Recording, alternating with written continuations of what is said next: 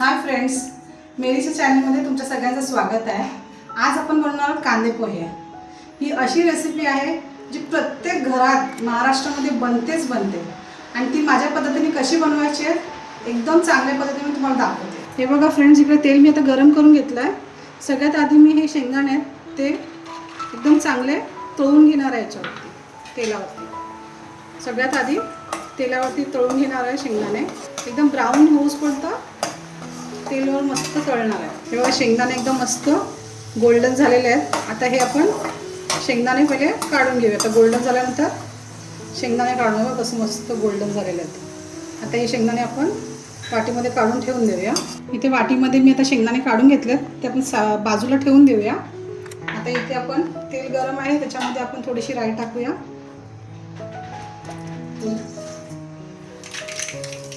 2 चमचे राई टाकूया, थोडी अजून टाकते, 2 ते 3 चमचे राई टाकूया।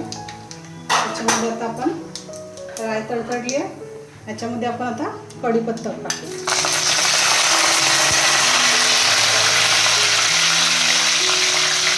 कढीपत्ता टाकल्यामुळे लगेचच आपण याच्यामध्ये कांदा आणि मिरची सोबतच टाकणार। कांदा मी थोडा लांब लांब कापला जातो। पोह्याला कांदा असं लांब लांब कापायचा, बारीक नाही कापायचं, एकदम छान लागतं असं लांब लांब कापा।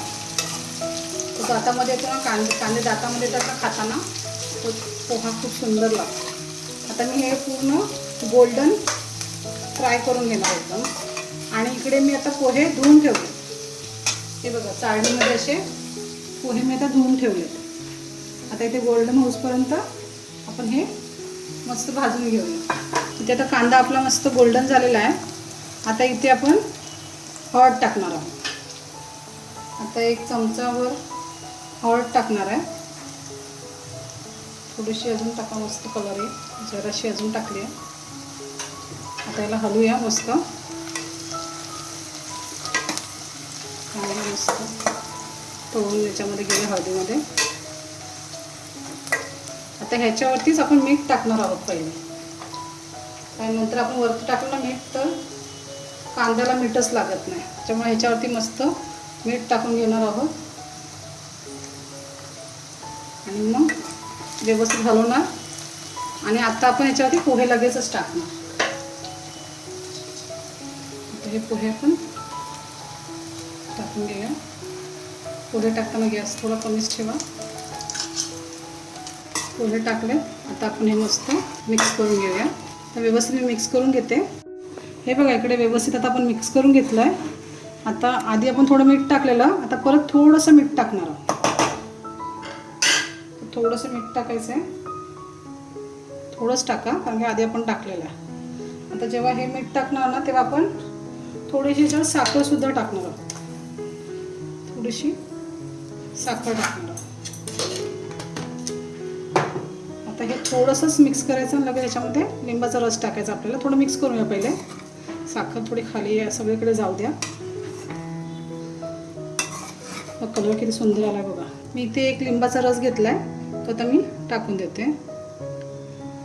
लिंबाचा रस टाकल्यानंतर परत थोडंसं मिक्स करून घ्या, वर खालीच करा थोडं। आणि ह्याला आता थोडीशी आपण वाफ काढूया। आता याला आपण झाकण लावून थोडी 5 मिनिटाची वाफ काढून घेऊया, बंद करून ठेवूया।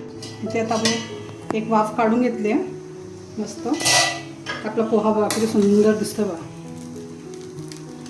व्यवस्थित झालेला आहे। आता याच्यामध्ये आपण झाला की पोहा आपला रेडी। आता याच्यामध्ये आपण खूप सारी कोथिंबीर टाकणार आहोत।